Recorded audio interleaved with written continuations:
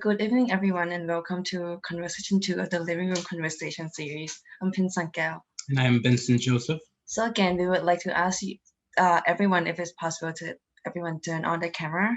And also we would like to inform you again that the conversation is being recorded and it will be uploaded on our YouTube channel. We speak with you today from Syracuse, New York, which is the traditional territory of the Six Nation Shawnee people. Syracuse University and its surrounding areas is the home to four federally recognized nations, the Oneida, Onondaga, Mohawk, and Seneca, and two unrecognized territories of the Cayuga and Tuscarora. Without them, we would not have access to this gathering and to this conversation. We take this opportunity to thank the original caretakers of this land and to recognize their continued stewardship in this region. Before we begin, we would like to take this time to express our gratitude for our collaborators, faculty advisors, Dean Michael Speaks, and Syracuse SAUS for supporting and funding this project. Even before the political reckoning that surfaced during the pandemic, Not Again SU, a student-led movement in Syracuse University, demonstrated the marginalization of minority groups and student interests. Latent racism were brought to the forefront as the school administration had to face an ugly truth which many students had known for a long time. Then the pandemic entered our lives, social gap widened, while the killing of George Floyd and Breonna Taylor catalyzed a social movement that highlight the prejudice embedded in our social structure. Even now, hatred towards the AAPI community festers. How might conversation about identity, narrative, and influence provide the tools to empower under and misrepresented communities? The Living Room Conversation is a platform for students to creatively explore this and other questions of race and justice through architecture and spatial design. It includes 3 ongoing projects: Erase from the Narrative, Through My Eyes, and Body and Space. Erase from the Narrative focuses on the plight of Black women, which has been consistently overlooked and overstepped throughout history. Through My Eyes questions how places, ephemeral or concrete, are tied to the formation of queer identities. Body and Space interrogates how fashion affects the occupation and constitution of public space. Interlocutors from within and without the student body are responding to each of these efforts with written critiques and questions in order to introduce new perspectives, reinforce present theoretical positions, or otherwise drive each project beyond its initial thesis. This exchange presents an opportunity for the audience to refine and expand the conversation, to present judgments and ask difficult questions. Today, we are presenting and discussing the project Through My Eyes. Closed captions are available if you click on the CC button on the tabs below your screen. The content for this evening include a brief introduction, and a presentation, and also a short film. Indra, who is your moderator for this evening, will introduce the panelists. Okay, so again, I'm Indra Prasasto, and I will be serving as your moderator today. And of course, my friends in the group of Through My Eyes are kind of like part of the panelists, a little part of the panelists. But of course, our most important panelists today are our guest speakers. We have Shawnee, Michael, and Holloway. We also have Lucas Larochelle. And we have Jeffrey Cole. And of course, I will be reading their bios, but right before I will be doing so right before their presentations. And before starting, I would like to thank you, our faculty advisor, Lori Brown, on behalf of our team, and who will share a few short words. Thank you, Indra. And I'd like to thank all the participants this evening for what I know will be another thought-provoking event. It has been an honor and a pleasure for me to advise and work with these students over the past year and to engage and debate issues that I hope will become more integral to broadening discourse in architectural education, reinforcing academic freedom, and encouraging research and exploration. In this spirit, I'd like to let the audience know that some may find aspects of the included content explicit or content that may suggest explicit actions. Thank you.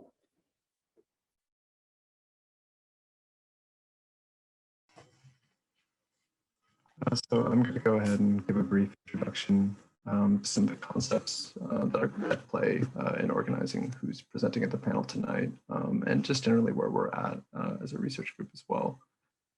So I'm going to go ahead and share my screen.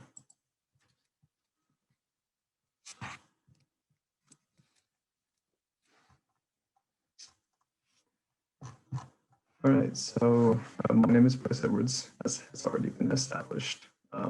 And part of the reason we're doing this presentation is that we want to introduce some of the ideas which have brought us all together at this panel, and specifically how we've orientated ourselves within a pretty broad field of discourse and something that's, in many ways still nascent. Queer theory isn't that old of a field of study, and it hasn't had that much penetration into architectural discourse in the grand scheme of things.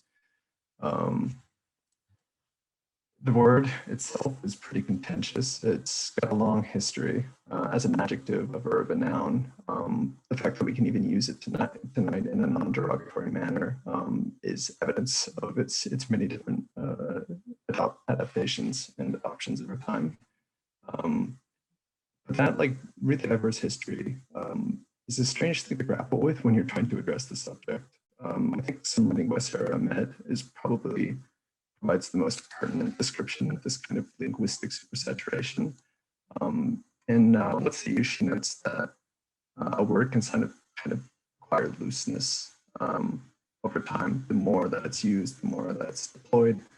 And I don't think many people, and I hope our panelists wouldn't disagree, that queer has probably reached that place. But that's not necessarily a bad thing. The looseness of the word queer is one of its most beautiful aspects. The fact that people can adhere or adopt that label without necessarily limiting their options. Unfortunately, though, that also means that there are a lot of different interpretations of the word, that it's been involved in a lot of different theories, versions of theories, artistic practices, etc. And at the inception of the project, we struggled to find a meaningful contribution to add to that conversation. There's a lot of literature to deal with, and it's a strange experience as like a 20-something architecture student trying to relate the way that we experience the world to all of that literature. So I think like a lot of people studying what we study and looking into what we're looking into, we turn to architectural references from the late 1990s. When designer curators like Joel Sanders and Aaron Betsky were introducing the still burgeoning field of queer theory into architecture. At the time, queer was mostly just a matter of sexuality, and these scholars typically took an approach that either emphasized places or objects in a really concrete manner. Betsky, in particular, was more interested in aesthetic subversion, the nature of objects themselves, whereas Sanders took a more nuanced approach that specifically drew on Judith Butler's theory of performativity, namely the idea that we perform our identities through objects. We can construct versions of ourselves through the places we occupy, the spaces that we make, the things that we buy. Despite that more nuanced approach, though, neither of these designers, sorry for the pixelation, neither of these designers focused much on matters of gender identity. Despite that oversight, though, Aaron Betsky's writing on spaces of cruising and the conclusive chapter of his seminal Queer Space kind of provoked us quite a bit and gave us a direction for this panel tonight, at least. To him, the internet and the AIDS pandemic seemed to promise the obsolescence of physical queer space. While the matter of obsolescence itself is debatable, digital communication has completely transformed our generation's relationship to the languages of gender and sexuality. That was the issue that we wanted to pursue specifically, is how technology and these kind of more loose mediums of communication have redefined identity and sexuality. There's a kind of friction between the online and the offline. Jennifer Kolb, who we have here tonight, specifically pursued this interest and this element in Betsky's writing in a recent issue of Blog, a relatively recent issue of Blog. It's been a bit. And I was at least struck by the kind of nonchalant approach that Betsky adopted in regards to things like Grindr, despite the fact that they really paralleled a lot of the ideas he introduced as early as 1997. There's like a strange sort of premonition in his writing, where the fact that a single digital technology, a single interface can unify a city through all sorts of avenues of non-spatial or spatially adjacent sexual connection. A distributed map of queer experiences from private to public creates a deeply poetic picture of these intersections, individual moments of identity and love spun together through a digital interface, whether prompted while staring at a screen or staring at another person. Hence, we've invited Lucas tonight. But physical spaces aren't the only thing that matters, especially since the 1990s. One of the things that Betsky worried about was that chat rooms would replace gay bars. And it's, whether gay bars have been replaced is a different matter, but chat rooms have certainly become really important to the development of identity for a lot of young kids. Susan Stryker even connects this to the growth of transgender identity. To broach these subjects with design students at the school, we adopted an ethnographic approach. Through a series of interviews, we just kind of wanted to get a sense for how people who spend their time thinking about space think about the term queer space itself, and how they relate to space in a pretty nebulous or abstract sense. We didn't want to limit things to the built environment like theorists in the 1990s did, and specifically wanted to draw on more recent developments in transgender studies to invite students to speak about their identities. And we did not have our original thesis, or rather our hypothesis, confirmed. And in some ways it was actually subverted because digital spaces didn't play as much of a role as we were anticipating. Instead, psychological space mattered a lot more to the students we spoke to. And that was not necessarily what we had been anticipating, but especially as these interviews took place during the pandemic, it probably shouldn't have been surprising. All of these students were trying to orientate themselves in the world in a time when the world was very disorienting. There was a generalized fatigue with labels, with fixity, with matters of identifying queer space itself. A few of the students were pretty exhausted that we were even asking the question in the first place. I think these interviews also highlighted the pertinence of transgender studies, which over the past several years have integrated questions of gender identity and self-expression more thoroughly in the conversation, without always necessarily involving a question of sexuality or interpersonal relationship. But the most poetic thing, as I alluded to earlier, that we discovered is just how much the pandemic, like a year spent online and spent with yourself, can reshape self-conception, can raise questions. So we're going to share a small audio clip from the interviews that we've done so far. The full compilation, which is currently very long, will be presented at the Everson in early May. I'm going to stop sharing and my collaborator Indra present it to you.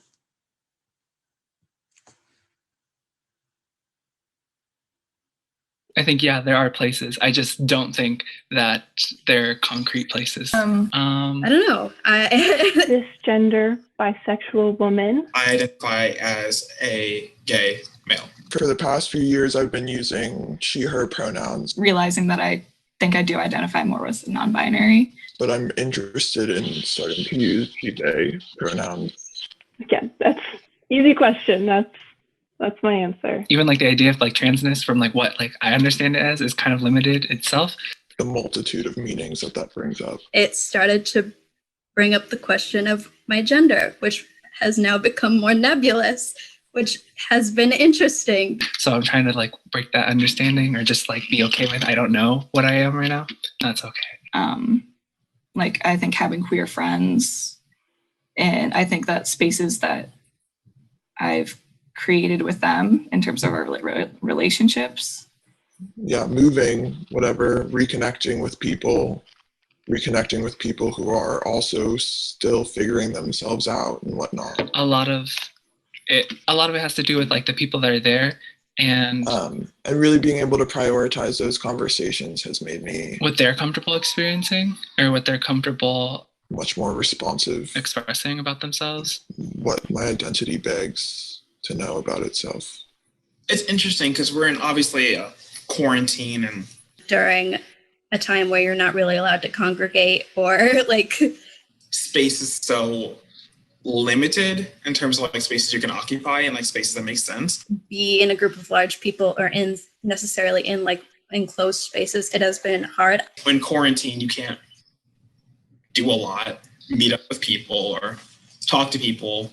I kind of wish that at this point in my life now where I am kind of exploring gender and trying to figure these things out. So I feel like I had to physically go to certain spaces where I was forced to sit down and think and feel. In my head, that's one space.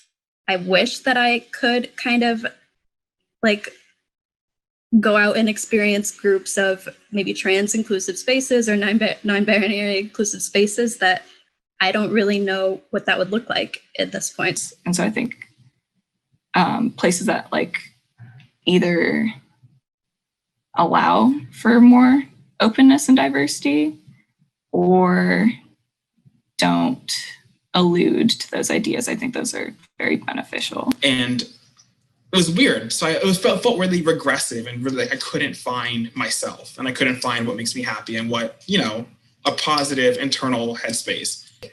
I was just like, oh, how can we design for intersectional queer space? I'm like, well, you can't even, like, I was like, have you even existed in an intersectional queer space, Patrick? Or like, you haven't existed in enough spaces to like make that like question or like hypothesize about that. Like, it's just stupid.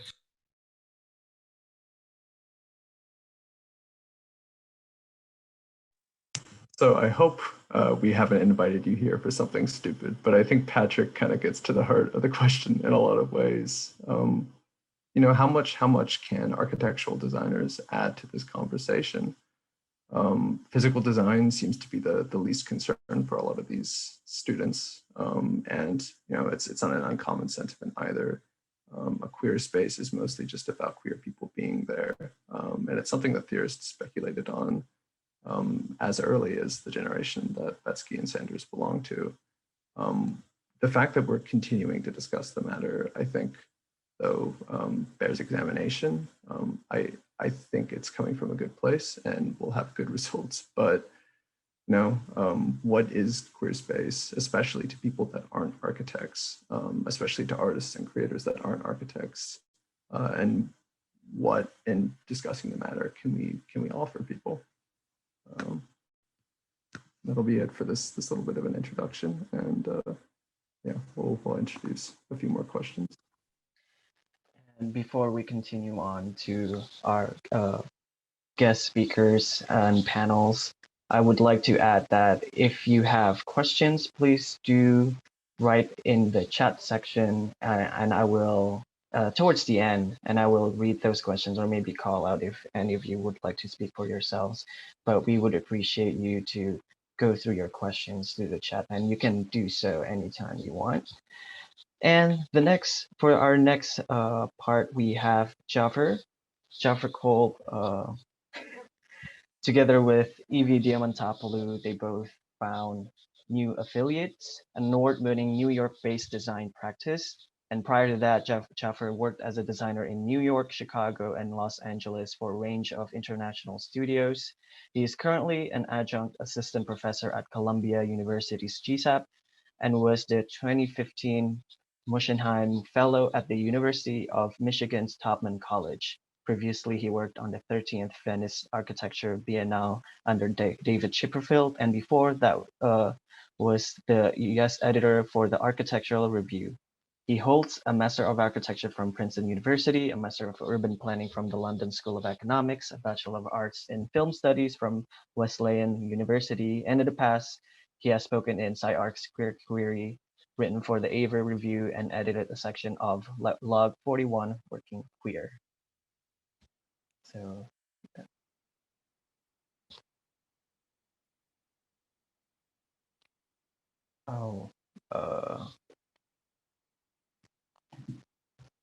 Ifig, would you be able to give access to Jaffer to share screen?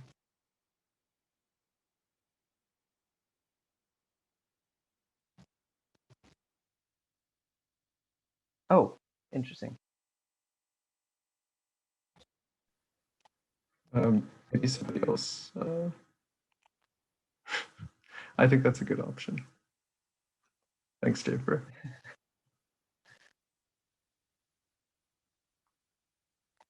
I think maybe we can have Lucas was next up in the lineup. No, I So think for it's a now, setting, so okay. Great. Okay, there we go. Okay. I think that's like a setting in the in Zoom. Hi everyone, I'm sharing screen. My name is Jaffer, as introduced. Bryce and Indra, thank you so much for that incredibly thoughtful introduction, not just to me, obviously, but to the entire thematic that you've set up. I think it's really fantastic. And I really am so impressed and happy that you are all taking it upon yourselves to do this work in the school. And I think it's great and super excited that you put this together. So I'll be very quick. I don't know. Before starting, I was informed I was the only architect invited to present work today, for good reason. I think that architects are the most boring contributors to this field, and I will follow along our rich lineage of boring contributions to queer studies and topics. But it is a thing I care about, even if I'm not making the most interesting responses to it. And as Bryce and Indra said, I have been studying sort of queer theory since I was an undergrad, which is now many decades ago. And most recently I've started writing a lot more on it as a kind of finding myself again through my voice and writing. And this is work that I started in Log in 2015 when I organized a conference at Princeton on queer methodology, and another one when I edited this issue of Log on working queer. And basically fundamentally, the way that I think about queerness begins with this observation, which is essentially that queerness is a social phenomenon. And I think Bryce actually probably put it much better than me. I'm not as well prepared as you guys were for this. But the idea that queer space is in some ways a kind of fallacy, as in, of course, there are spaces that we might define as queer, but that to make a queer space is nearly impossible. And that actually, if we try and locate queerness, we are more oftentimes finding things that were once queer, and once we name them, they no longer can be queer. In other words, they cease to be queer the second they're named or defined or demarcated. And that has a lot to do with the kind of ontology of queerness. In other words, it emerges out of spaces that are appropriated, out of cultural observations, out of responses to a kind of dominant society that require a kind of contingent relational sort of view back. So queerness has historically been something that looks at what's happening and responds to it and basically carves out its own space within that. But as soon as it becomes normalized, it no longer can produce its own function.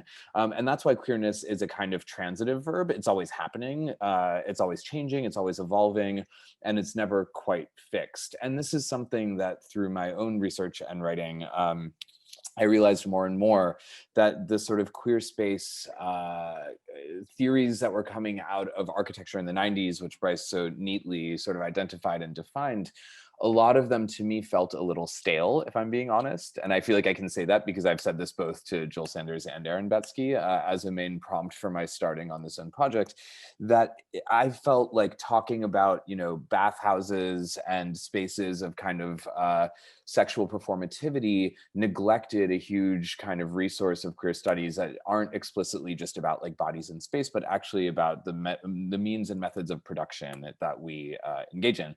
So today I'm going to be very quick. I know we have just about 10 minutes and I'd much prefer to hear other people talk than hear myself. I'm just going to walk through 3 projects that I have sort of thought of as enacting a kind of queerness based on this idea of relationalism, of a social phenomenon, and how we might translate that into design. So instead of trying to design queer things, to try and design things in a queer way.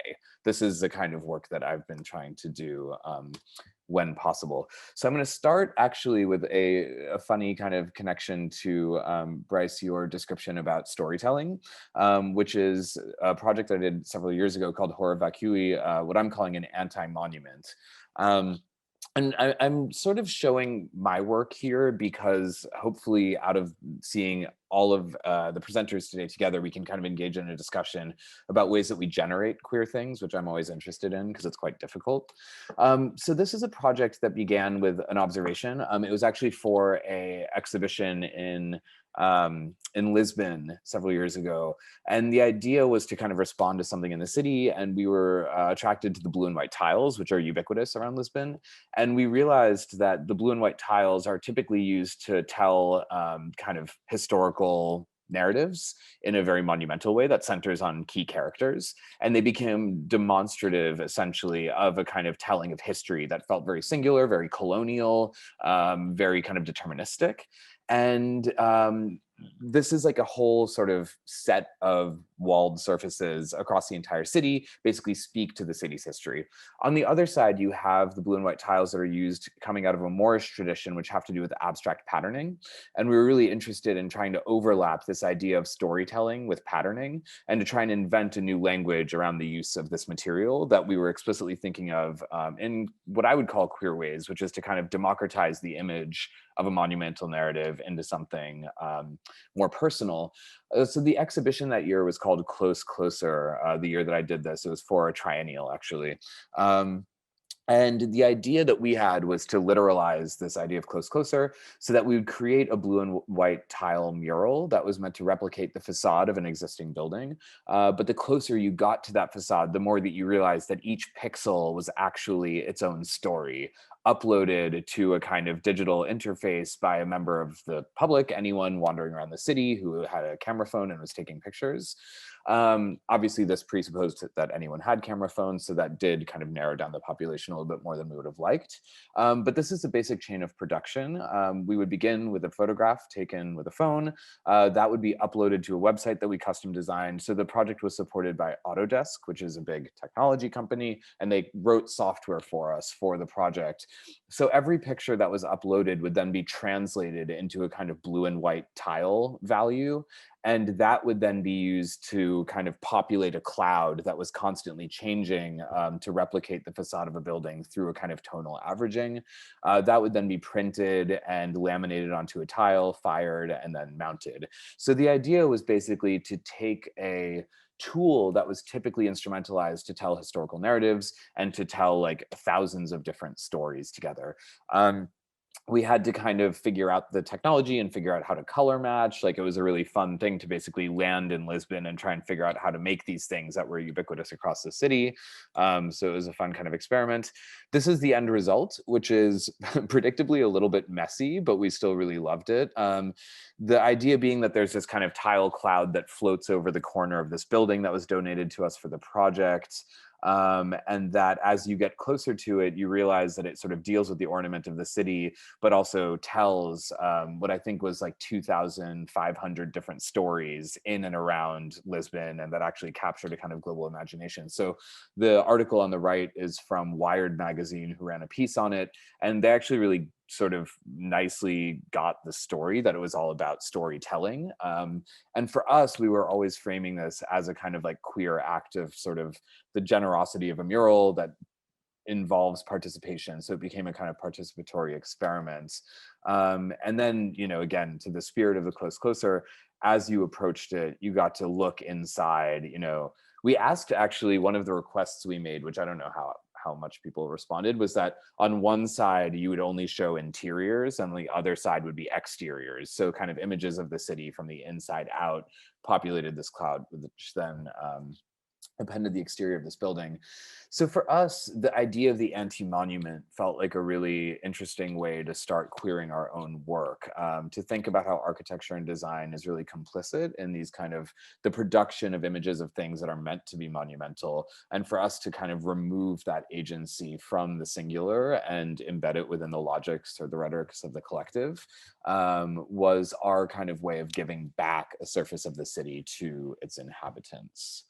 The next project I'm going to show is what I was calling home economics. It's a project that was about moving towards a generative preservation. And again, this had to do with a kind of moment I was having within my own experience of queerness, which had to do with domesticity, the home, things that are small, reacting against the bigness and the grandiosity of architecture, and trying to kind of introduce something that felt a lot more haptic or like to the scale of the touch or the hand. I was living in Detroit at the time that I did this project, and I was really struck by obviously the vast amount of foreclosed homes everywhere, but also the fact that if you went online, you could always find weird products that were basically pieces of the city that were being sold as house goods. So you would find like a coffee table made out of salvaged wood from foreclosed houses. And I thought that that was a really violent and kind of ridiculous act. And that this idea of salvage necessarily was almost an act of cannibalism. So it was then and probably still now called ruin fetish or ruin porn, where everyone around the world and around the country was looking at Detroit both with this kind of sense of tragedy, but also with this kind of disturbing sense of hunger. Like, we want to take this from you and like put it in our homes, which seemed very kind of weird and cruel to me. So I wanted to try and think about acts of preservation that weren't what I was thinking of as cannibalistic. So what I did is I went around and I took casts of the houses that were foreclosed, that may be torn down, maybe resold. I didn't want to ask questions. And I turned those into these highly kind of destructible house goods. So this is my 4-part series where I would take a cast of some random banal detail. I wasn't trying to go with anything heroic or monumental. And then I would turn that into a plaster cast that then I would then recast into, in this case, a piece of chocolate, so an edible. I did this with hundreds and hundreds of things around the city. So I went around the city just taking casts for a few months. I completely destroyed my car. It's like a really disgusting and messy process. And in the end, made a store full of these kind of housewares. So this is a kind of series of plans of these display tables. I was donated a gallery in Detroit and just kind of tried to like fill it with stuff. So on the left, you see candles, and then moving right, you see candy, soap, chocolate, more soap, and wall tiles. And all of these were self-consciously kind of like grotesque and weird and slightly off and a little bit disformed, and also very colorful. And for me, this was a moment in, this was now 6 years ago that I did this project, but it was a moment in my career where I was thinking about queer practices around like exaggeration, around drag, around kind of performativity and performative aesthetics. So everything really wanted to be very kind of like in your face and loud within this project, but also to bring it back to this idea of the personal and the story, and to really make it feel a little bit less centered on destruction and ruin and more around like a generous gesture of interpretation and translation. The largest project out of this was a full foam dining set. So these were these stools that I cast out of the corners of these houses. And then you can see the table on the right was through a series of basically molding details that I then turned into a foam dining table. I'm going to end with this project that actually probably those of you who are in the School of Architecture at Syracuse might know, because Evie and I have shown it before, but I wanted to show it in the context of queerness. So the project is called Test Beds, and in this case, a kind of active redistribution. And this is kind of scaling up. So, you know, maybe to Bryce's question, how do architects work within this realm? Like, again, for us, this was always about a methodology. And again, a methodology that, like queerness itself, enters into dominant narratives around, in this case, capitalist production, and seeks to kind of turn them back on themselves in order to produce something new. So in this case, the project started with an observation around architectural mock-ups, which are these fragments of buildings that are made to test performance. So the building on the left is Frank Gehry's Beekman Place, which if I look to my left is right outside my window. So it's very close to home. And on the right is a mock-up that was made of Beekman Place.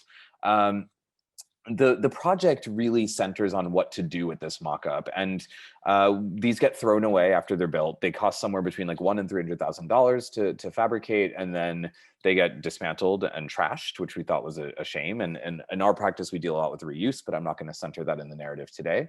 We did find that there was this amazing resonance, though, with these garden structures. So small scale garden sheds, storage sheds, greenhouses, casitas, etc.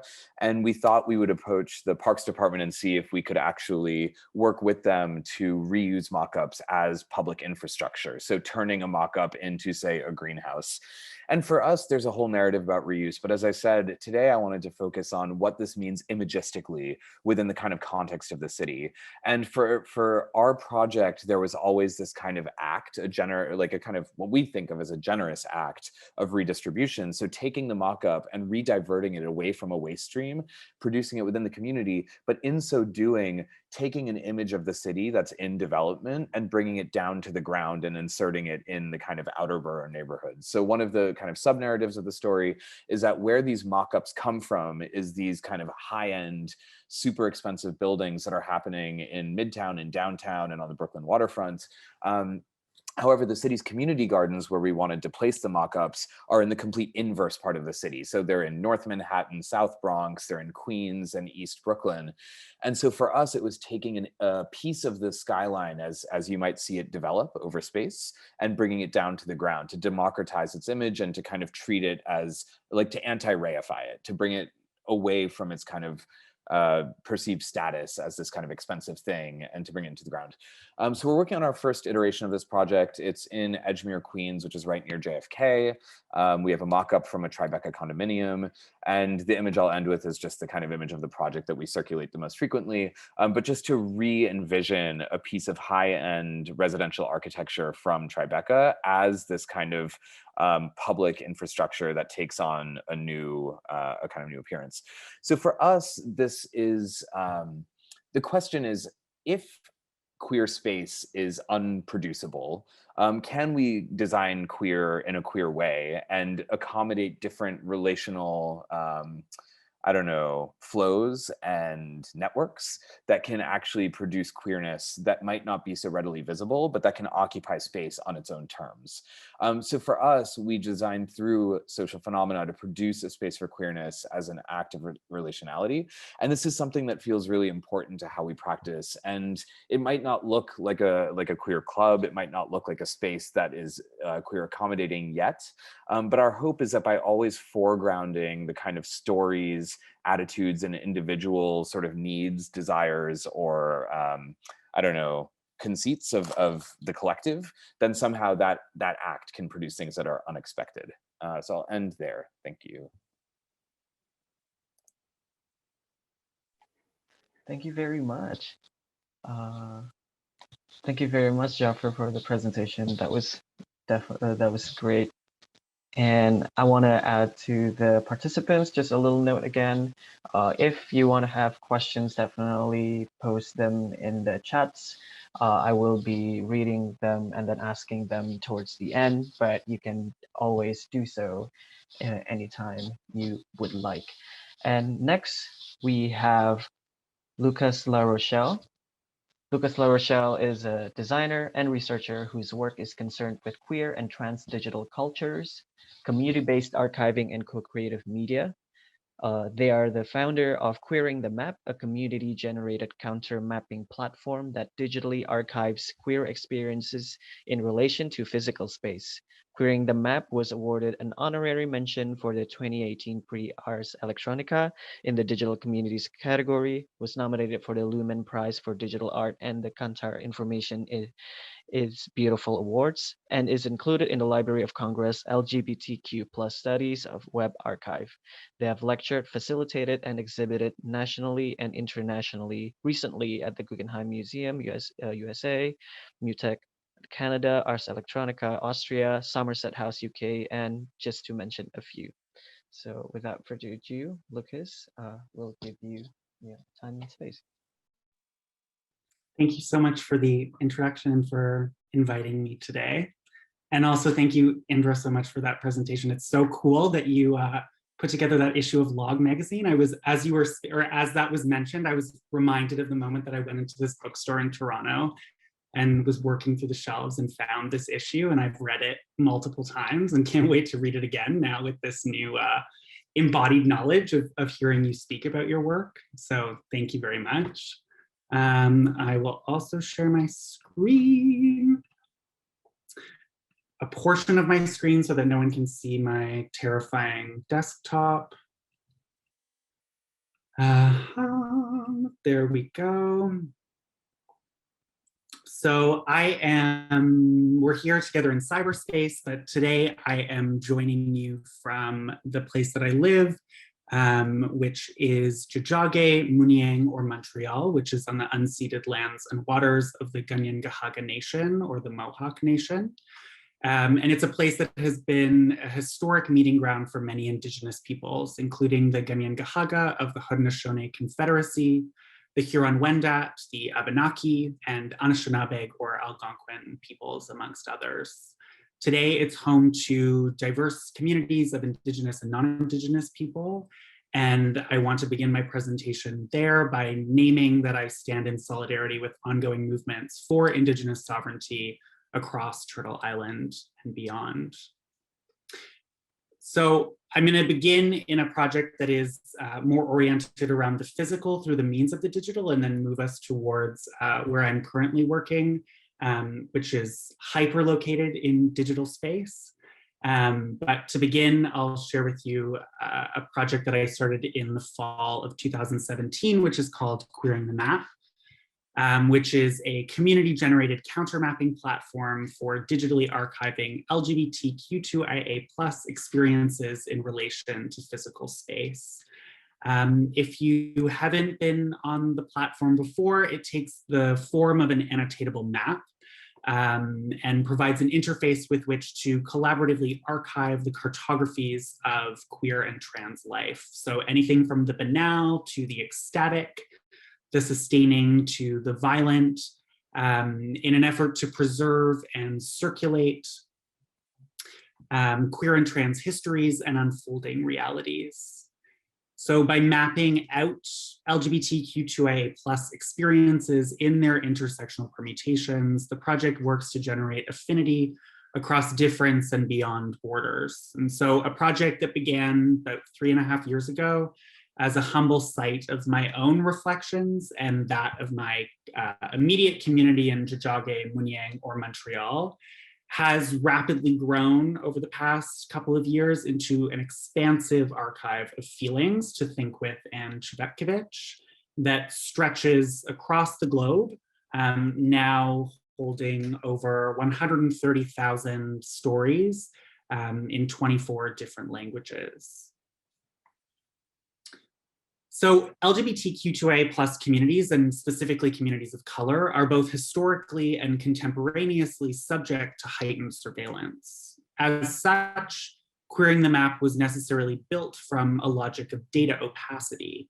So in contrast to schemes of data extraction and profile that typify dominant platforms such as Facebook and Instagram, data opacity as a strategy prioritizes anonymity and privacy through collecting as little data as possible. So rather than gathering sensitive data and working to encrypt it, such data in the context of Queering the Map is not collected at all. It's not possible to create a discrete user profile on Queering the Map, and therefore submissions are made anonymously. And so the site does not collect any user data, such as names, phone numbers, emails, etc., in association with the text submissions, and in turn mitigates the harm that can be done with the misuse of data.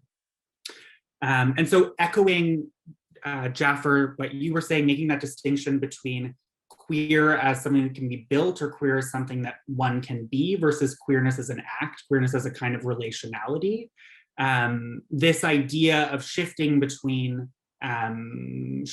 being and action is central to the infrastructure of the platform. And it's as much about safety and privacy as it is about following this queer logic of incommensurability. And here I'm thinking with Joshua Chambers-Letson in his book, After the Party.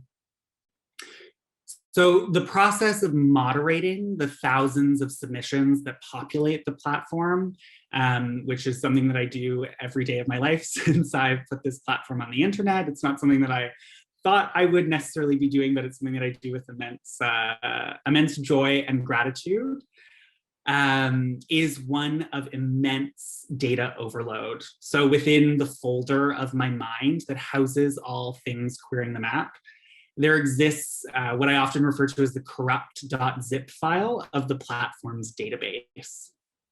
So calls specifically in an academic context to make sense or to summarize the contents of querying the map into any kind of legible conclusion is always a process of failure to distill the incommensurability of transnational LGBTQ2IA+ life. And this is because so much of the writing on querying the map is opaque. It offers us only a partial view. To draw a clean set of conclusions about the kinds of stories that are written on the platform would foreclose the complexity that each story holds as an individual narrative fragment. We don't know the full context of the stories that people share. We're given only traces, glimmers, possibilities of the experiences that are being transcribed. And so oftentimes, and especially in academic contexts, I'm asked, what do we learn from querying the map? What are the takeaways about LGBTQ2A+ life that the platform reveals? And my answer is simple, and also I would imagine incredibly frustrating, which is that there are, as it currently stands, 130,000 plus submissions in the database, 130,000 plus different ways in which this question can be answered. And so this sort of frustration with the question of trying to make commensurable the incommensurate is rooted in, is sort of what I'm dealing with presently in the work that I'm doing around the project. It is, the data set of querying the map is of course a data set of queer life, but its structural opacity also renders it a queered data set. There's an inherent tension, perhaps even an impossibility to the very idea of queer data. Data masquerades as fixed and objective, while queer signifies fluidity and multiplicity. A queer approach to data would be committed to undoing the very foundations of big data's claims to objectivity in an effort to privilege the anecdotal, the situated, the embodied, and multiplicitous ways of knowing and feeling the world. How might we queer the supposed objectivity of data by reveling in its incoherencies and in turn imagine new worlds through this oblique lens? Rather than using artificial intelligence or other sort of data management tools or data sense-making tools to increase the transparency of a given data set, how might we appropriate these kinds of tools to meet queer ends working in queer ways in search of opacity? So Qtbot, the project that I'm going to introduce to you today, emerges precisely at this point, a means of resisting the call to make sense, to be legible, by turning towards the ecstasy of opacity. So Qtbot is an artificial intelligence, and it's trained on the textual and visual data of querying the map that generates speculative queer and trans futures and the environments in which they occur. Qtbot's digital intersubjectivity is constructed from an implementation of the OpenAI GPT-2 text generation model trained on over 82,000 text entries from the platform and a style GAN trained on scraped Google Street View imagery of the tagged coordinates on querying the map. So the narratives and the landscapes of speculative LGBTQ2A+ life generated by Qtbot straddle the line between the plausible and the fantastic, reveling in the potential of failure, chaos, and incommensurability in the queer use of machine learning technologies. In collaboration with the voices of their human community, Qtbot fabulates on the absences of the archive, orienting us away from what is or has been and towards what could be. And I had a little bit more that I wanted to say, but I also am so excited. I'm noticing the time, and I'm so much more excited in being in conversation with everyone. So I'm gonna cut my presentation short so that we have some more time, because I'm very excited for that. So I hope that that is okay with everyone.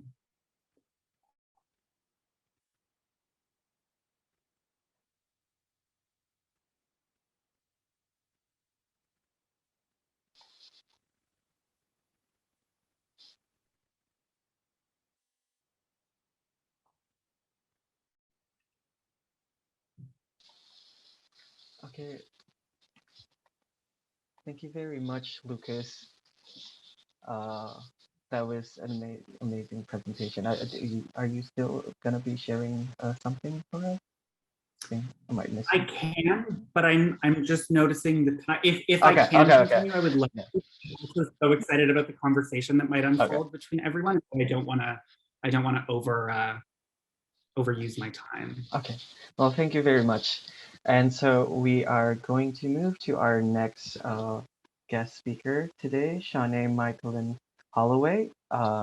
Shawnee is a new media artist and poet known for using sound, video, and performance. Shawnee Michaelin Holloway shapes the rhetorics of technology and sexuality into tools for exposing structures of power. She has spoken and exhibited work internationally in spaces like the New Museum in New York City, the Kitchen in New York City, the time-based art festival at the Portland Institute for Contemporary Art, Institute of Contemporary Arts London, and the Museum of Contemporary Art Chicago. Currently, Shawnee is a 2021 Leslie Lohman Museum of Art, Queer Theater, and Performance resident and is teaching across the New Arts Journalism and the Film, Video, New Media, and Animation departments at the School of the Art Institute of Chicago. So I will give my space and time to Shawnee. Thank you very much. Thank you. First of all, I just want to go ahead and out myself as someone who always messes up the screen share. So just give me some grace. Let's see, screen share, this, and present. Can you all see this? This is perfect. Great, thank you. So we'll go sort of back and forth on some of it. But as you said, I'm a new media artist, but I have a pretty multidisciplinary practice. One of the things that's really critical to the understanding of how you will view the things that I will show you today, or hopefully get the time to show you today, is that I create software and video installations and real-time performances. And the fact that all of those kind of come together to make a portfolio of work that engages the technical language of instruction. And this is really important to note because when engaging in the media or online spaces, which may or may not be the same thing, what you're doing is dealing with a whole set of code and programming languages, which are themselves a type of architecture, just like any other language would engage the kind of input, output, or sort of organization of bodies that any kind of architecture might engage as a basic sort of foundation of the understanding of the discipline. And so one of the things that all of my work does is which is funny, and you'll see a lot of contradictions in this, is it reads or it encourages viewers to read, play, or listen their way through narratives. And so very much like navigating any kind of space, my work definitely asks people to engage with it on their own terms. And this is in particular to really highlight these spaces and how they produce structures of power, but hopefully awareness on how to either give in or play into or engage with specifically abuses of power and how that word can also be quite nuanced. And this is all done from a Black queer feminist perspective at all times. This work in particular engages fiction and poetry as a powerful way to forge connections. One of the things in my early architectural education, which I got from both my mother, who was educated as an architecture and does interior design, but also in my time as a design student at Parsons, the new school, but how in particular that architecture is made to direct and sort of engage the flow of bodies and gazes, where to look, how to see a landscape, right? And so this work in particular just really dives into interventions into the ways that coding in particular, right? So really questioning the built construction and how it's taught and deployed in the mainstream, that really reinforces this sort of cis white maleness, which can also be a part of queerness. And there's sort of many ways to define those, but how the very foundations, literal construction, right, of a coding language or a building or any sort of architecture can reinforce these power dynamics. For example, I lived in France for a great many years, and there was always a conversation about how we would refer to myself or somebody else as fille black, right, which is not fille noire, which is something you would rarely hear, as a way to separate Blackness from a kind of French Blackness, using the English word for Black, right? So these kinds of structural foundations being like, you know, part of the integral ways that we must start to engage with the questioning of this power. And this quote in particular is from Audre Lorde, because where would we be without her in a Black feminist discourse, right? But as you see in this quote, there are things that are brought out within the language of this Black feminist discourses, in particular from poetry, It's Not a Luxury, that really allude to the built world, and thinking through the ways that language can construct a kind of environment. When you said the psychological environment in the sort of intro in the presentation, I thought this was really apt, but poetry is the way we help give name to the nameless so that it can be thought, right? Help give form to the ways that we navigate space.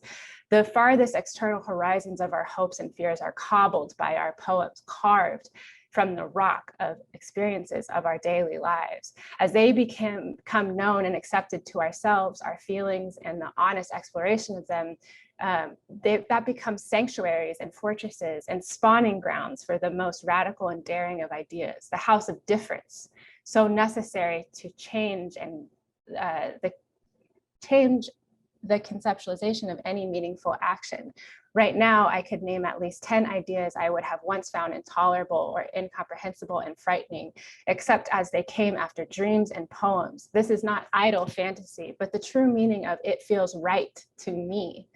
We can train ourselves to respect our feelings and to discipline or transpose them into a language that matches those feelings so they can be shared. And where that language does not yet exist, it is our poetry which helps to fashion it. Poetry is not only a dream or vision, it is the skeleton architecture of our lives.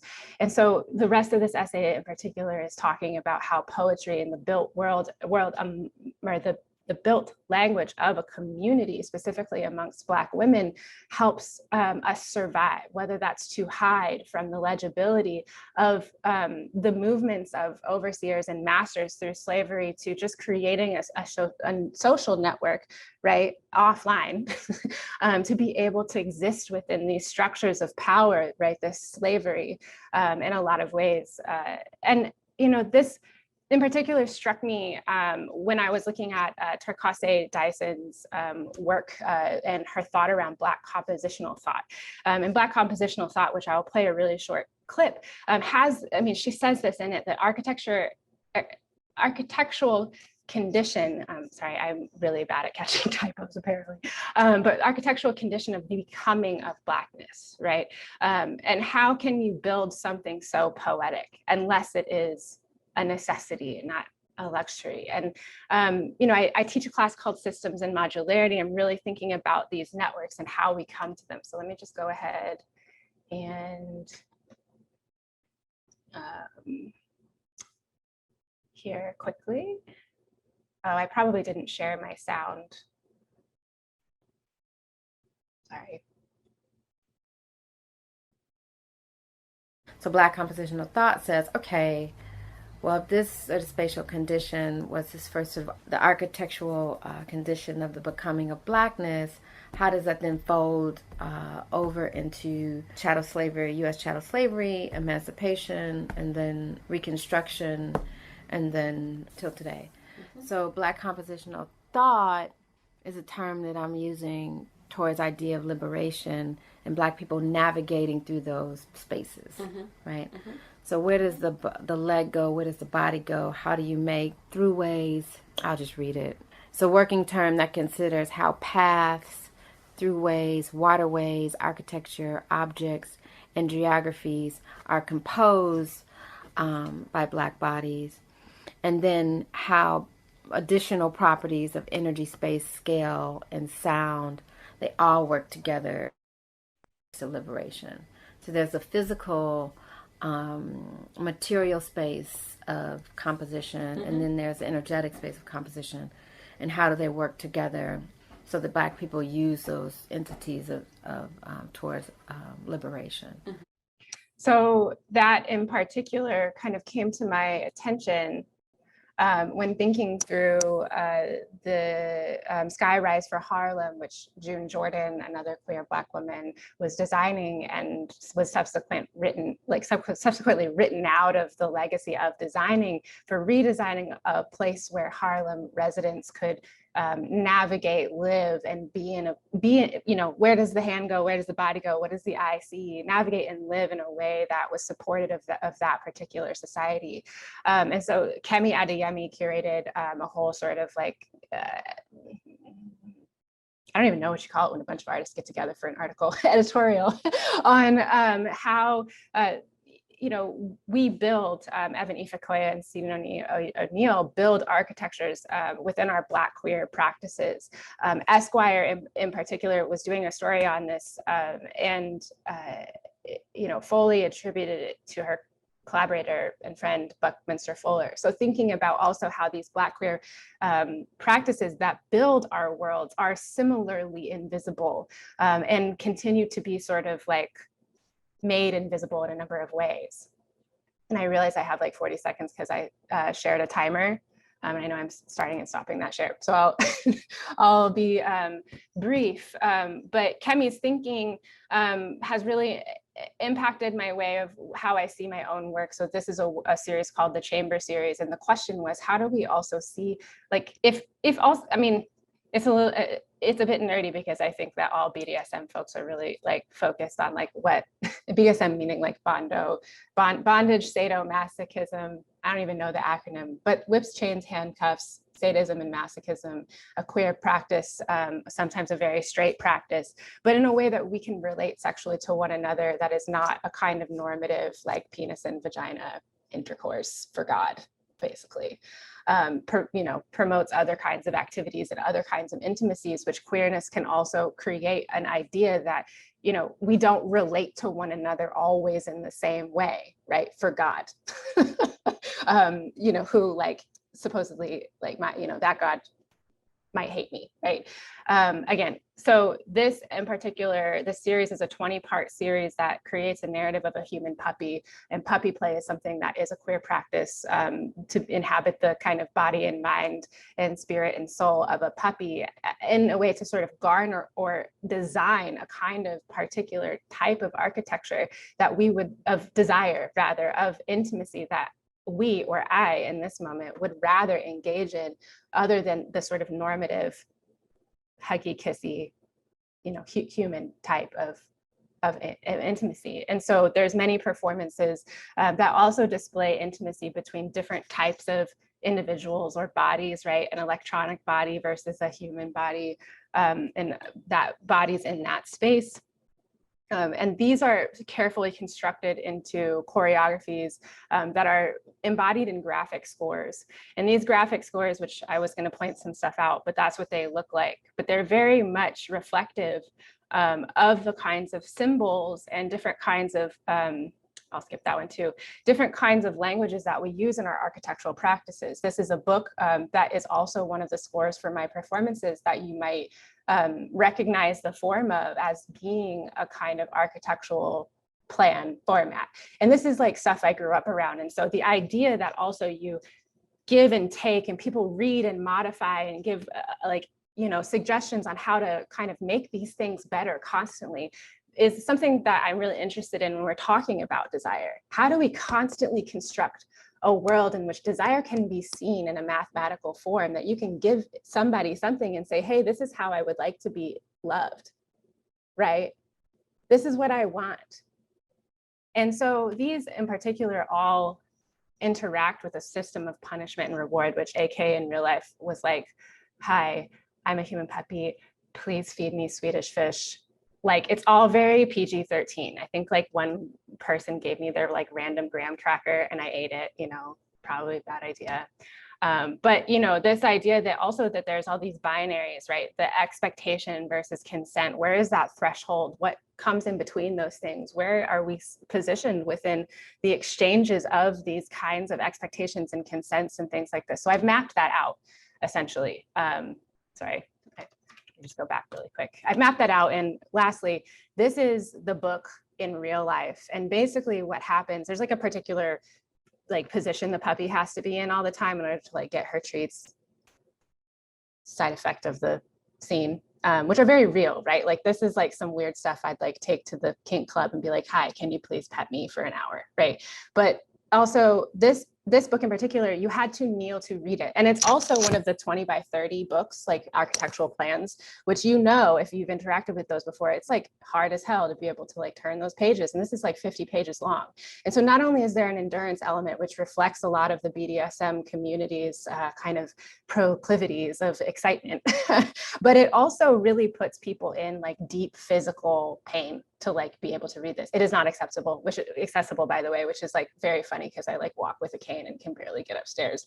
But here I am sort of playing this like role of the kind of ghost like architect for a number of feelings, talking about plans that are meant to give feelings, and the deep like tension between the kinds of feelings that the reader is feeling versus what is actually detailed in the pages can be at odds at times. And so again, just sort of to go back, it's like, how do we acknowledge and make real this desire, this queer desire, this gay shit that people actually say like isn't real? And then like also be able to ask for the love that we want and the love that we need. And what also is queer desire, dyke desire, like leather dykes, like desire made legible, which is also not possible because these plans are also like deeply illegible, which is also fine, which makes it very hard for people to work with me, but that's also fine. So yeah, so that's where I'm at. And, you know, bless Audre Lorde and Cheryl Clark for talking about how they made their desires legible, because also this practice is a way to encourage new definitions of queerness and for it to beget itself, which is also an ethic of queerness. So that's it. That's me. Thank you very much. That's a very thought-provoking and very beautiful works too. We have our discussion going on after this, and we would love for all. We're going to start with our panelists, of course. Then Bryce, Daria, and I will join in the conversation. And Daria, if you will, you can kick off the discussion. Of course. So thank you so much for the information presented. I wish we as a team saw those presentations earlier in the research process because they were very enriching and informative. And to start our discussion, I want to restate the question which Bryce addressed earlier in our presentation. So we wonder, what do you think of the term queer space? And Jeffer, I guess you already added on to that in your presentation by saying that it's an act of relativity. But according to the information we gathered through our interviews, there are different kinds of spaces forming queer experiences, including physical, digital, mental, collective, and many others. So how do you think those intersect, and what do you think, how do you think we can contribute to those spaces, if we can or should we contribute at all?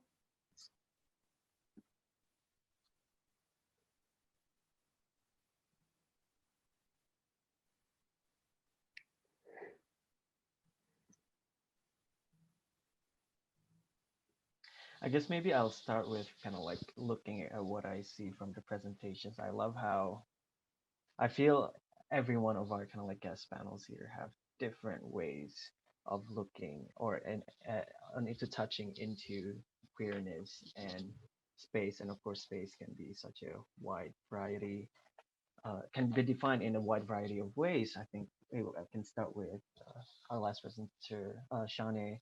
I love how I think for you, maybe quote unquote space, it's all about it's all about making real the queer desires, making real the feelings inside. But I also think it's very closely related to what Lucas was also saying, how at the end it's not only just about writing what is what was, but also what can be in a sense. It is queerness itself is a process. It is a constant process. And Jaffer mentioned before that it's starting to become the methodology of it all. Can methodology be queer, and then when can we create for the future and possibilities that can be achieved?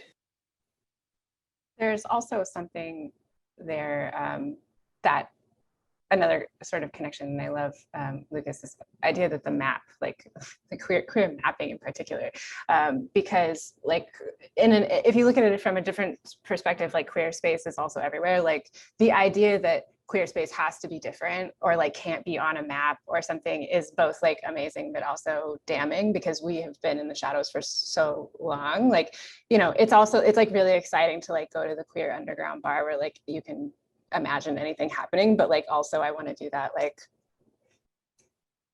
at brunch, you know, or whatever. And so yeah, like queer space is also everywhere. Like the fact that June Jordan, for example, designed this new plan for the city means that like there is a desire that like is not being met, and queer desires are like no different or like less important. They're like domestic. They're like, hey, how can I like, you know, go to the toilet safely?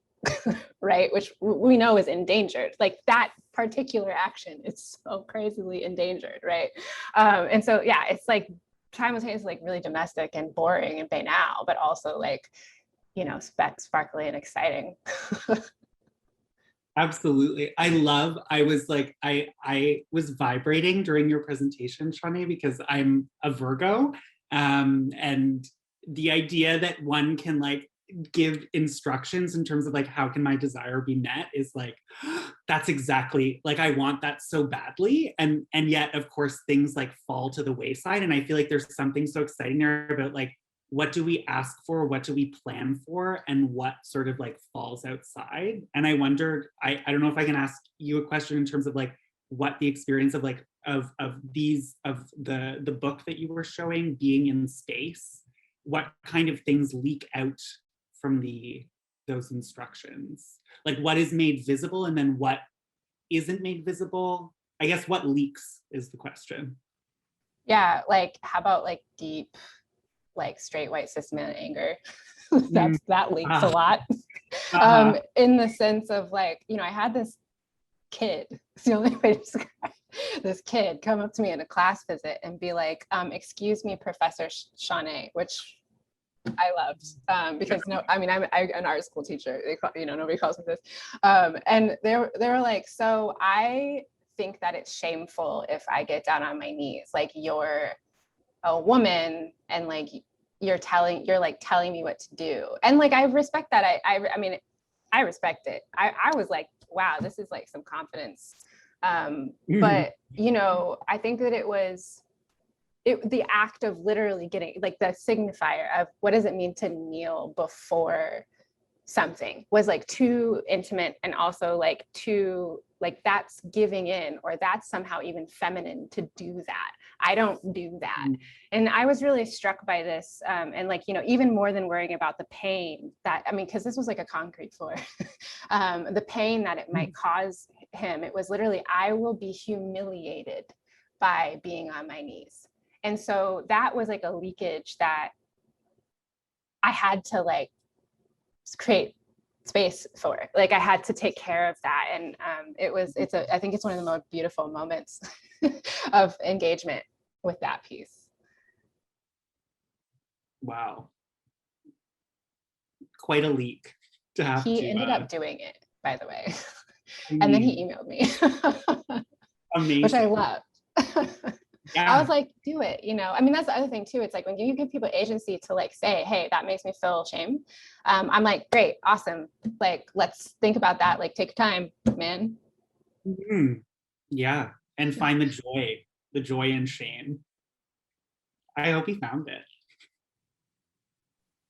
I wonder if like in a certain way, the idea of queer space like wants to, I'm just thinking about both Lucas and Shawnee or work, which like both presentations were just so great and confirm my suspicion that just in the future don't invite any architects because this is way more fun. But like that queer space is actually the space in between things, which makes sense because queerness itself is like the act of through and between, and Eve Sedgwick defined it very perfectly in the 80s, and we can kind of borrow that. But I think, you know, Lucas, with thinking about the Queering the Map, which is a project I've been following and love for years, and thinking about the idea that actually what that map is not a map of targets or places, it's a map of the in-between communication of the past, the present, and the future, i.e. a space that's described, that's then later read, and then later maybe visited, or maybe like sought out because it's basically defining like a between, like a temporality that's between, right? Like you are looking to like, and I was thinking, I don't know if you've ever come across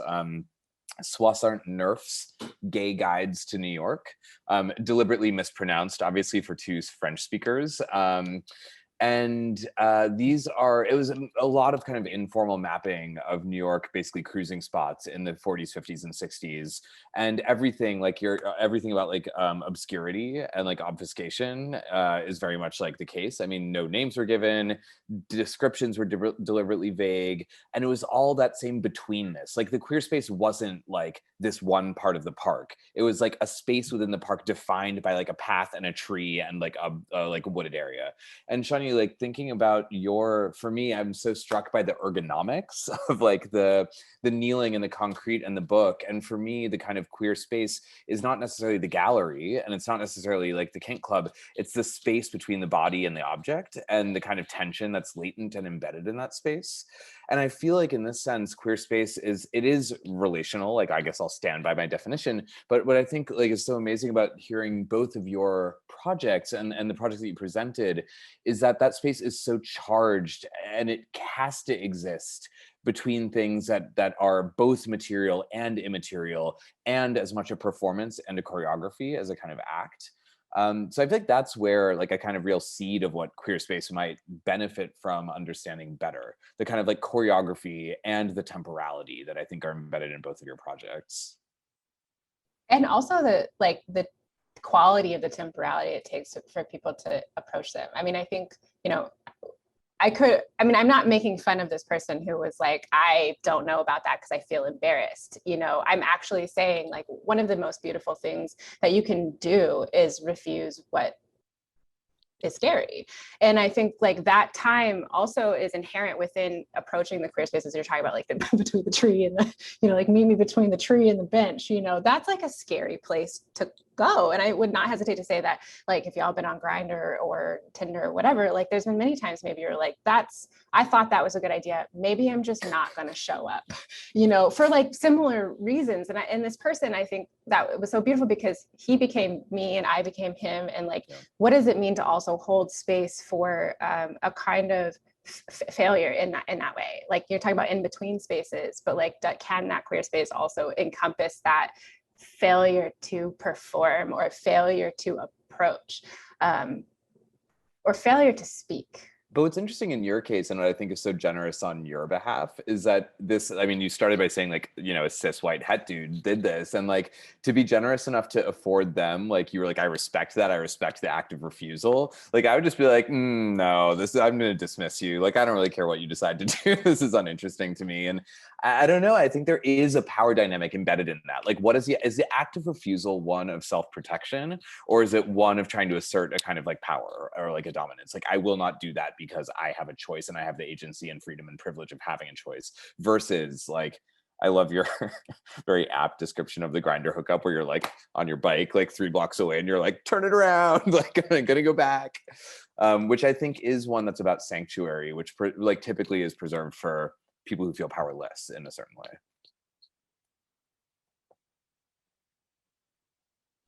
way. Oh, sorry, Lucas, go ahead. Oh no, please. Oh, I was just thinking about like, you know, these other spaces where like these questions are really weird. So I made a piece about like and I'm sorry because I have no idea what I'm talking about, but like you go to this gay club and like you're all of a sudden you're like you're like having a drink, you just realize there's like porn all over the place. You're like, wow, that guy's really railing that other guy, or like, or whatever. And you look up and you're like excited and watching and like maybe sort of doing one of these, and then you look next to you and like someone's also doing that and like looking at the porn, and then they look at you, and then you have this mutual recognition that like, oh no, we're really just sitting here sort of doing this two-step, like watching this like encounter happen, like also desiring this encounter, right? And so it forces this moment of like, do I want to do that to you? No, okay. Oh, so you like sort of turn away, and you have these imaginary things that happen of like, oh, I could have met the love of my life, but I also could have like literally met my death, right? So it's like, it's not funny. Like none of this shit is funny, but like those inconsistencies. That's the catchphrase of Grindr, I think. Right. Or I could have met my death. Right. A constant game. A not very funny game at all, a very real game. And also, but I love what you said about that sort of like the triangulation between different people, and also thinking about like queer space as this relational thing that happens when it's like you're moving in one direction. Okay, you're at the Grindr date, like towards like wherever you thought you were going, and then you get lost a little bit along the way, and then you like, you're in a different location, and then like in the age of geolocation apps, you find something different. But that act of being sort of triangulated between all of these different kinds of possibilities as something that also like cannot be pinned on a map, which is also something that I'm like in this Qtbot project that I'm working on, thinking about like, when does, the relationship between like queer people loving geolocation, when does it end? And like, what happens afterwards? Like what happens in the failure or the aftermath of like, when we know that the actual location that we think holds our desire leads us in another kind of direction? Well, it's like, that's the double bind, right? It's like the longing, Glissant is longing for opacity. It's like, you both want the data, but you also want to not have the data. Like you want the data, basically you want the mapping data to be on a book, on the ground, in a place where like you get on your knees, bend over it, and get like a crank in your neck. Like this is where you want the data, because it's both available, but it requires you to kind of take a leap of, I don't know, like bodily faith in order to access it, and you can like get up and move away from it. So I don't know, this idea of the data and the metric in both of your projects, I just think is so interesting, because it's like, it's a key to unlock something, but it's also the like nail in the coffin, like simultaneously. And it feels like kind of mastering the kind of deployment and comprehension and analysis of data, or the ignorance thereof, is like, I don't know, I have to like sit with that for a bit, but I think it's really kind of fascinating in both what you're both doing. You're bringing up something you said, and I can't, maybe it was precarity or something, but it reminded me of like how, oh yeah, just like these sort of moments where like the risk is involved, where yeah, you like maybe bend over this thing and like you get this horrible neck pain or whatever. It reminds me of, I lived in Paris for a really long time, and we took a day trip to Etretat, which is like this place where there's like giant cliffs and you can just like fall off the cliff at some point. If and it struck me because like you could just like walk to the edge of this cliff, and the investment that you must have with a particular psychological relationship with the architecture is one of trust. And it's one of trust that's being put forth by building codes and attraction codes and like the stuff that literally, you make laws about and for, and we don't have that in America. The art market is similarly like, I think, constructed, but also like anything that we view, design, etc. We don't trust viewers to be invested in anything.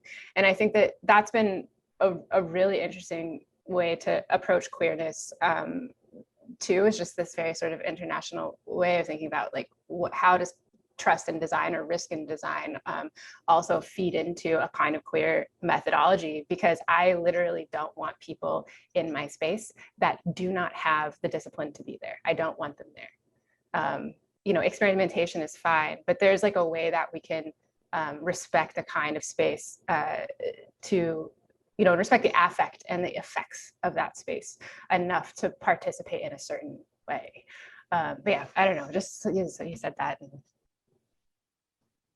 Mm-hmm. There's something about affect and then the instructions of like, I'm gonna keep on looking at like every single image I can find of that work of yours that you showed, Shawnee, because I'm so obsessed with the idea of like instructions as a method, or instructions as like that the end point of the work that you're doing is a set of instructions, but that it's not necessarily it's not a space that's produced, but it's like a set of affects that can emerge from those instructions that feels so exciting in terms of like the possibility for like what happens after, what happens when those structures fail, or back in terms of I'm like running away in my thought and I'm trying to come back to what I said before, but this of like when you don't want someone in your space, or when you think that someone is in your space because you've given them the instructions that they can abide by, I'm like, now I'm just rambling, and there was like a point somewhere in there and I've completely lost it, but there's something about the idea of the like queer use, or like building for queer use, and these sets of instructions, and it's a longer tendril that might not get unwoven.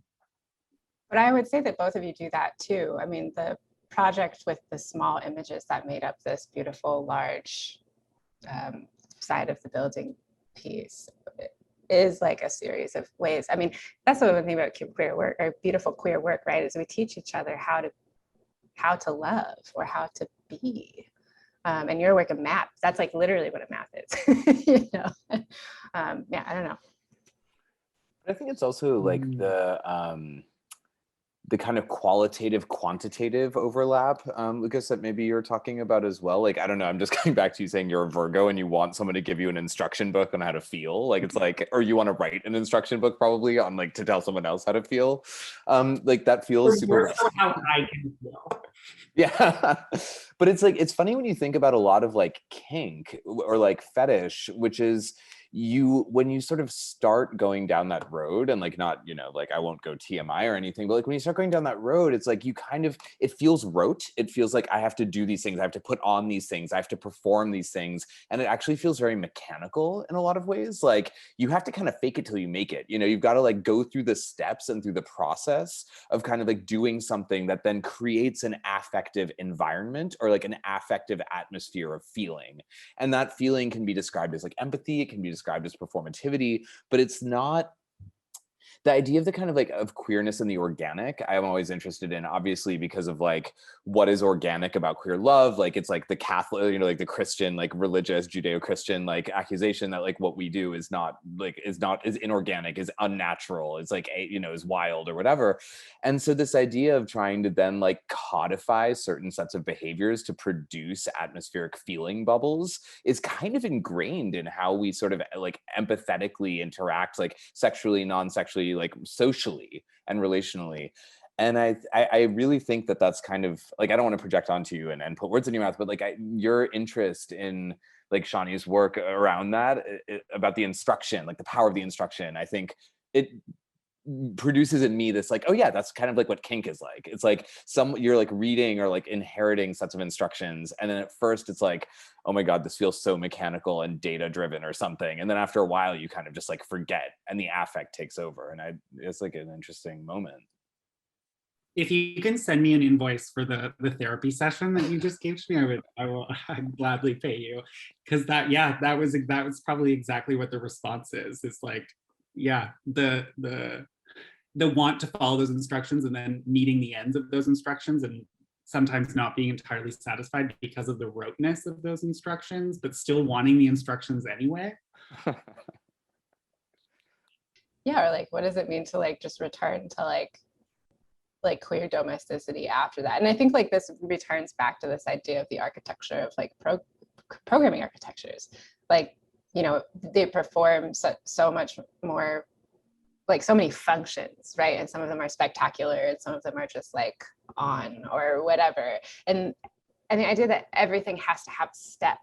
And like in queerness, like this is what it is. I mean, also I when I was 18, like the day I turned 18, I like showed up to the sex shop. I was like, hi, I'm working here. And then I became an educator and ended up creating the curriculum and stuff like this. But it was sort of fascinating to me, like the amount of books that were coming out between like, I don't know, 2013 to, well, now really, with the latest one that has been so good as being Girl Sex 101, being these architectures of, and there's like many, you know, over the years that like change too, but like the ways in which we interact with one another changes, like the words that we use for people's bodies parts change, like that these programmed intimacies are also being renamed and reconsidered and reprogrammed every year. And Girl Sex 101 in particular, the biggest reprogram of that was including trans women in like lesbian sexual how-to discourse, like how to have sex with somebody whose body might not necessarily look like what you think is going to be a lesbian body, you know, which is like a whole thing. So yeah, like how do we also start to reprogram over time the architectures of our desires and methodologies, right? And what does it mean to have the humility to admit, oh shit, my building's burnt. Like the turfs really burnt that shit down. We gotta know that. Really ruined it for us. Really. Question for you actually, which is the puppy play piece, like what does it mean to stage that in like a white cube gallery versus like a basement like club dungeon setting versus like, I don't know, I kind of want you to get a commission to do something in JFK, like just in the middle of like, you know, T5 or something. I think would be really great. And just like, have you performed this in many places, and how drastically does it change? Yeah, so there's been 10 performances or so. This is a 20-part series. Basically, it's like 10 IRL performances and 10 like paper things or like URL performances. And it changes a lot, but the one thing that doesn't change is that interactions with strangers always happen. And so I've been really lucky to where, you know, I don't have galleries and museums that sort of like withhold my imagination at all, because they also have an intimate understanding that what I do is not a spectacle. So there is a very big difference, you know, like when we're talking about queerness and how do we respect queerness in these sort of white cube spaces, it is via administration, understanding intimately that queerness is not for the sake and the spectacle of fucking.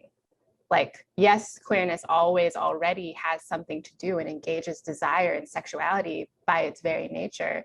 But the people are very afraid of what the conversations of sexuality and sex as pertaining to queerness and particularly Black bodies will and might do,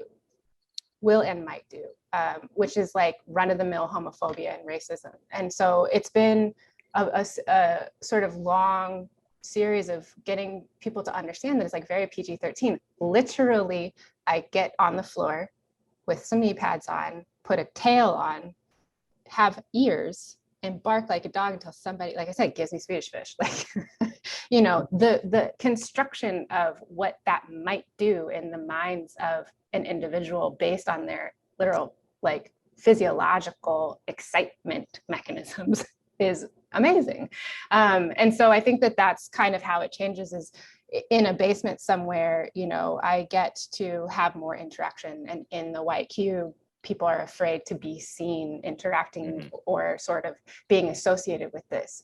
And this comes to the form of content warnings, which are not actually necessary for my work. If you're, I mean, there's like rarely a pussy, you know, and even if there was, like, statue of David is more penis than my pussy in my work. And so this like just deep fear of what queerness might do in that space is really the crux of that, that differentiation. Thank you for asking that. And I guess maybe to both of you too, you know, I think that we're all sitting here talking about like the explicitness of queerness. How do you deal with that? Are you afraid of it? You know, because with, you know, the closet is a real, and I think we can remain in the closet even if we're out in many, many ways. And that's no judgment. It's just like, you know, what are the ways in which we self-protect and hide certain aspects of what queerness can be, either because they're a secret, right? So queers only, no new friends, or because they're, you know, like structurally endangering our jobs. yeah, if I can jump into that with an anecdote, and specifically in terms of the question of administration, like the role of administration also in negotiating that, especially as, it's hot for institutions to invite marginalized artists into their halls. The same is increasingly true in or especially in coding contexts. And this is like the other day I had an experience where I was giving a workshop and for like teaching kids how to learn code, and the institution knew, the reason that they invited me was like, you made Queering the Map, you are like, you do code things. And then about 3 minutes into my presentation, when I said what I'm interested in is queer and trans digital cultures, the organizer of the event sent a message to, or like the person that had, I guess, the teacher of the school sent a message to the organizer and said like, hey, you need to stop this person from talking about this with children. Which was, and then eventually they stopped my presentation after like a little bit longer, and then sent me a really unsatisfactory email where they were sort of like, we weren't sure what to do. But it was a really distressing moment, not in terms of like my own negotiations of the closet, but like what to do when you're put in a situation where like you think that someone, I've been asked to do this, it's very like, the kind of work that I do, and then how to negotiate the failure of care when one thinks that one can, come out of the closet or like speak publicly about the kind of work that they do. Yeah, so there's something there in terms of like who has the keys to the closet, and when do we come out, and then when are we like shoved back in really quickly? Which ultimately, the end of that anecdote was that it ultimately became like a very I'm very happy that experience happened, because if there was like one in the 15 high school students that were there that like was a queer trans or proto-queer trans kid that then was exposed to the demon of my queer/trans self, and now knows that this archive of queer and trans life from across the world exists, like thank God someone else had the keys to that closet that maybe they shouldn't have. Which is maybe also a connection to risk in terms of like, how are we negotiating risk? Also, how does being on the internet, like, it's a very different thing than like if I showed up at that school and they were like, get the tran out of the room ASAP, versus like, when the tran just has a head on Zoom, that was another spiral, but that's where my mind went. Yeah, I think on my end, just to answer your question, it's very different. I think both of you, this is more like you're central to your practice, and I'm like a fair weather queer, I guess. Like, I have an office, we have service work, I'm a teacher, and the kind of project of working on queerness is something I kind of like dip in and out of, and obviously for a lot of kind of like identitarian privileges. I will say like my anecdote is very opposite to both of yours, which is why I like you both better than me, is that I was accused when I organized this conference at Princeton in 2015. It's like right when I was like getting back into kind of like queer studies and architecture. I was accused of like kind of tearing like sex out of queerness. Not that I was like being like a gatekeeper and trying to prevent other people from talking about it, but it wasn't explicitly part of like my theoretical body that I was building up. And for me, that came very much out of a kind of reaction against, the generation that came before me. So I think, Bryce described it well. It was well introduced at the beginning, that I felt like there was a kind of false equality made between queerness and sex, and you had to like, looking back to the 80s and 90s, it was always bringing it back to like the body and the space, and in architecture it was like the cloudy piece of glass where you could see a silhouette, and it was very titillating, and that all felt so predictable to me. Like it's not that I'm like sex negative, and it's not that I'm averse to it, but it felt very like, yeah, I grew up with that. Like I grew up in like cities in the 80s and 90s, and I know what that looks like. I know what that type of queerness looks and feels like.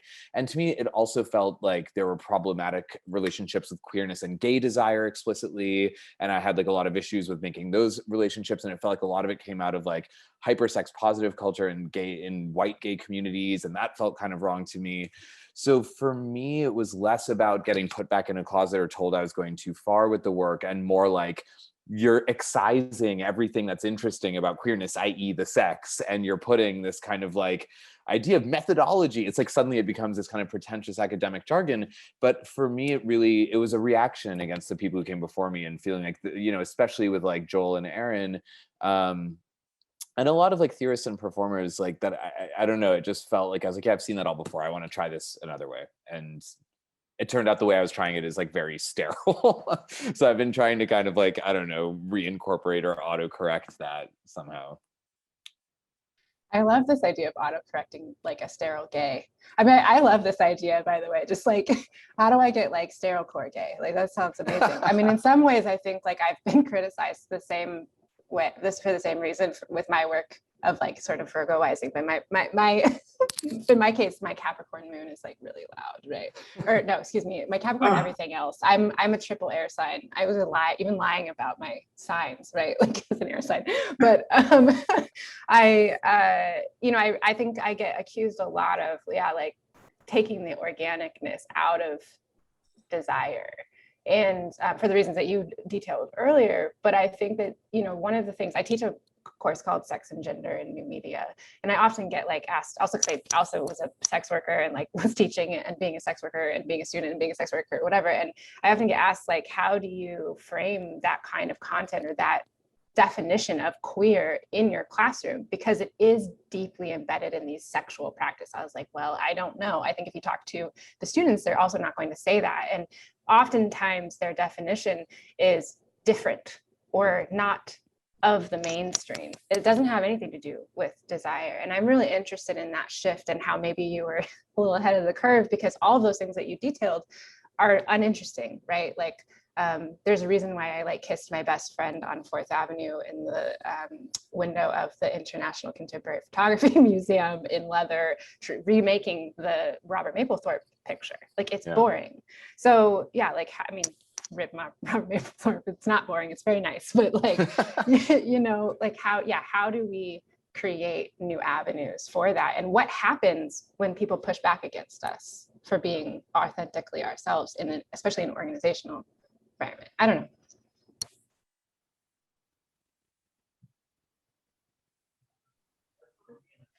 So these conversations are amazing, and I'm really glad that we have so many back and forth. But I feel like, and correct me if I'm wrong, everyone, I think we're over time a lot, and not that we don't want to stop you if you all have like more things to say, but we also want to like appreciate all of your times, and we are definitely very grateful. I think it was very productive to hear the three of you kind of like bounce off each other to see redefining, rethinking what can be queer, redefining how queer spaces teach people how to love, how to be, how queerness can change, how systems can start to show, systems and interactions can start to show what are the quote unquote codified, but not as hard codes, but also as soft codes, I guess, if I may say, that is codified in these spaces and in different, whether physically or digital or other ephemeral spaces. And I think that is, it has been a very great conversation. And I think before I close things up, I don't know if any audience would like to ask questions.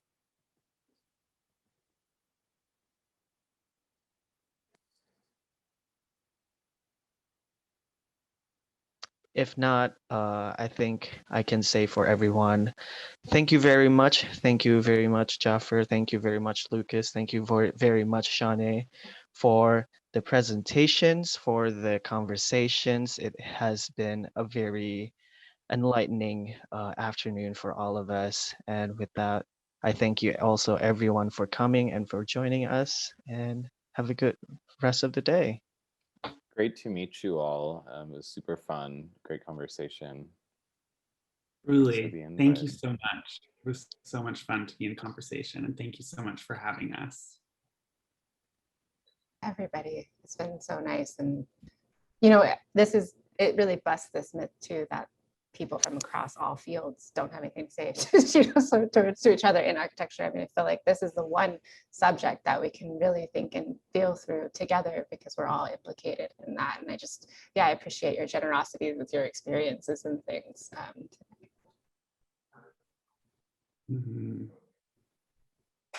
Well-produced event, all thanks. I'm still going to keep at least one architect next time, though.